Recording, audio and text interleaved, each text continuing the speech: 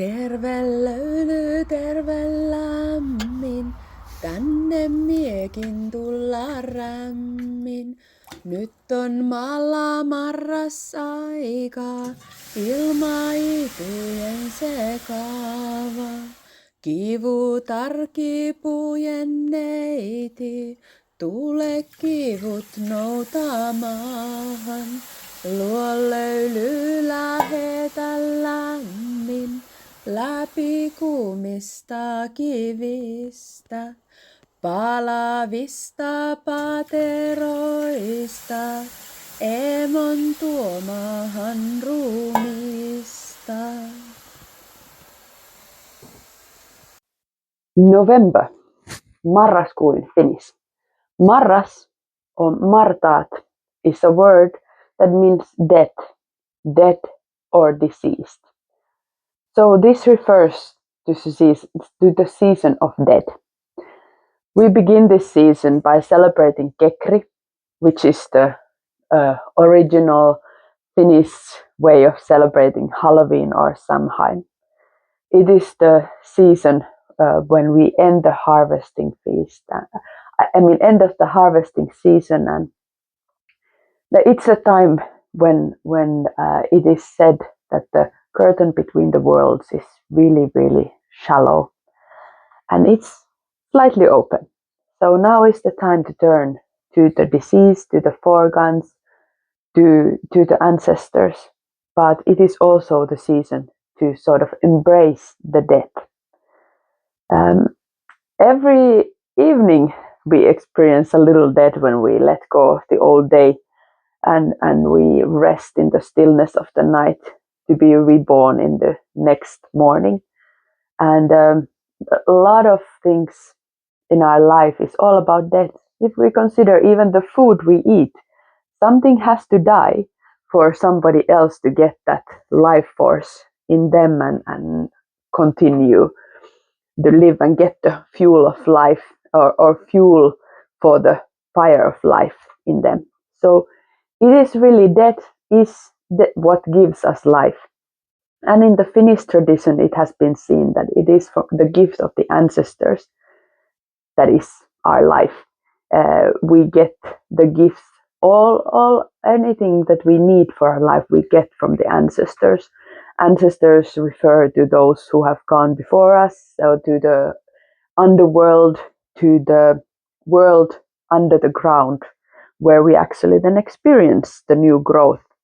But now is the season to dive in to this death, to this season of death, and we see the nature around us. In Finland, we have 4 very distinct seasons, and now is the season when the nature is really dying. The trees are letting go of their leaves, and plants are entering the rest mode. Even animals who go for winter hibernation are entering to their nests. And obviously, one very concrete thing is that the migration birds have left the country. Yeah, they have gone now to the south. So it is really, everything is quieting down. The forest is quiet compared to the summer when all the birds are singing and animals are roaming around. So now is season of martaat, the dead. And it is said that maa makaa martana. So this means the ground is laying dead still. We know that everybody, Mother Earth is teaching us that everybody needs that rest, that total stillness, that laying flat like that to sort of regain your power then to the new growth. And this is what Marraskuu really teaches us. Letting go of all sort of active doing and embracing this rest side of us. It is like the long exhale is now coming to an end, and there is that sweet pause before the new inhale again begins. In Marraskuu, there are after the Kekri, of course, is the Jakoaika, which I spoke about in my October video. So that is the season when we are sort of in between the years. The cycle the wheel of life has turned a full turn, and we celebrate Kekri, which really embraces this full cycle. And then it closes the old year, and as it closes the old year, obviously at the same time it begins the new one. But between this new and old, there is this pause, the pause between the exhale and inhale. So Jakoaika is this time in between. It is the season of chaos, and everything is sort of in a this sort of liminal space.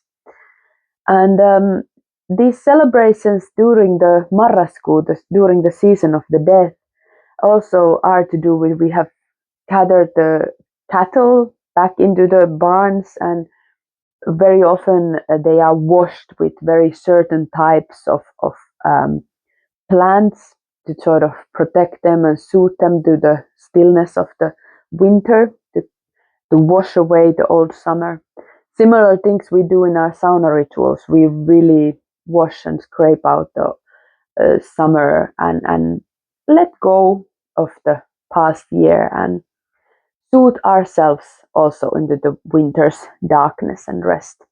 The celebrations are now done indoors, not anymore outdoors like in the summer.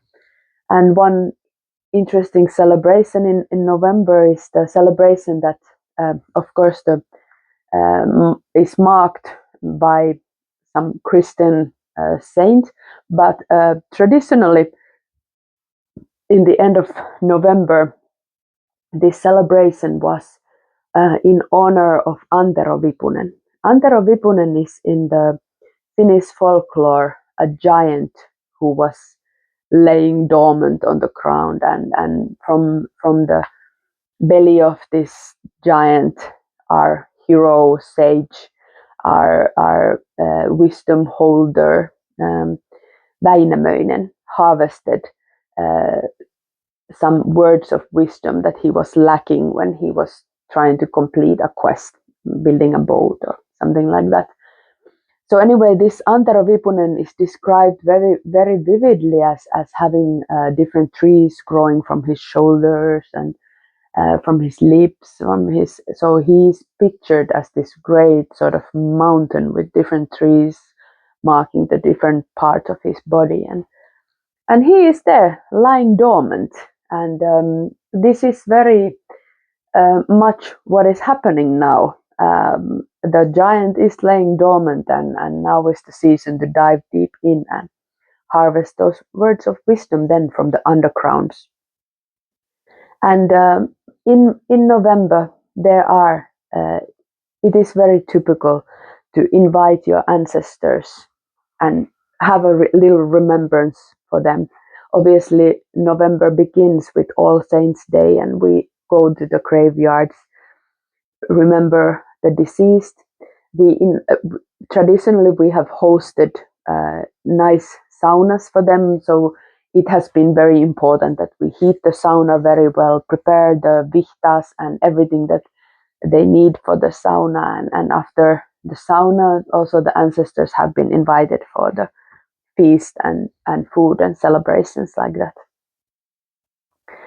So when we connect to our ancestor lineage, we connect to this net of life that we are also one knot in. And in the Finnish tradition, ancestor don't necessarily mean your bloodline. It also has been referring to those whose work you are continuing. So those who have preceded you, those who have gone before you in the path that you are taking. So it has been a very important sort of understanding that we want to connect to that wisdom that comes from the death, from the underworlds, and sort of let that wisdom be the guide on our path, because those who have walked before us on that path, who has the better wisdom than them. So now is the season to embrace this death. It is also a very symbolical process.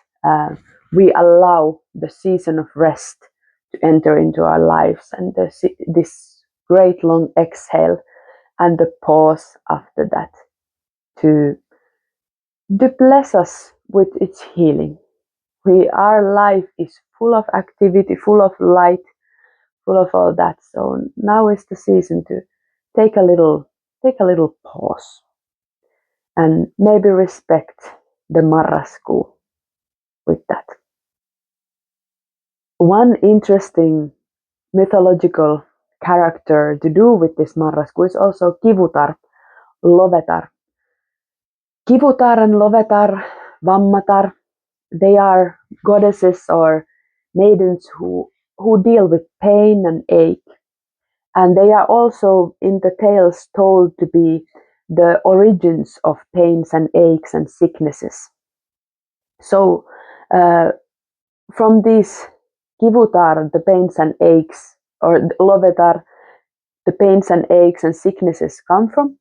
And so, as we know in the healing traditions, in order for us to heal something, we have to sort of retrace our track to the origins of this disease or problem. And thus we can rewrite this story, rewrite it in a more healthy and balanced way.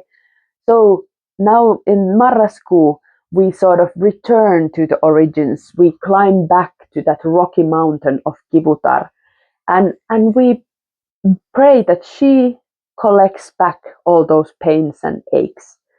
And this summer of growth is beautiful, blossoming, full of life, full of everything, but it's also quite hectic and painful and gives a lot of aches and sorrows and worries and troubles. Yeah, life is a great source of problems and pains. And this sort of season of death is a moment to get a relief from all that. We pray that the Kivutar comes and takes back all the pains and aches that are bothering us and allows us to have that little rest in her on her arms. And there are vivid descriptions of this Kivutar, who she is the goddess of this rocky mountain, and in that rocky mountain she has a deep hole where she collects all these pains and aches made of different types of iron metals, and there she grinds all those pains and aches, and from that grinding again another river starts flowing, and so the story is again rewritten, and the death becomes then again a new beginning. And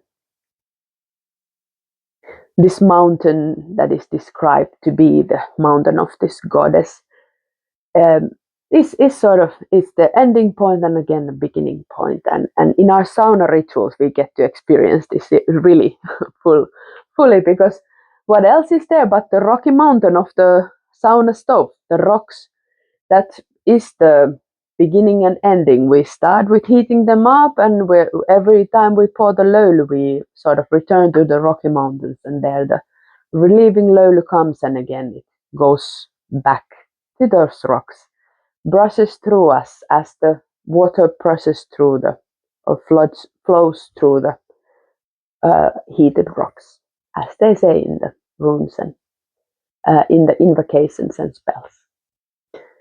So, Kivutar, kipujen neiti, tule kivut noutamahan, vaskisehen vakkasehen, kipuvuoren kukkulalle.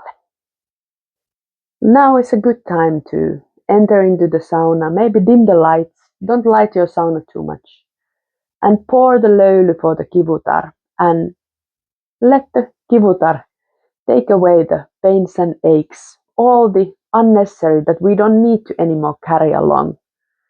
And we let go of that and rest, have that little pause of the season of darkness, and thus then when the sun starts again shining more brightly after the winter solstice, we are ready for the new growth without those aches and pains dragging us or holding us back.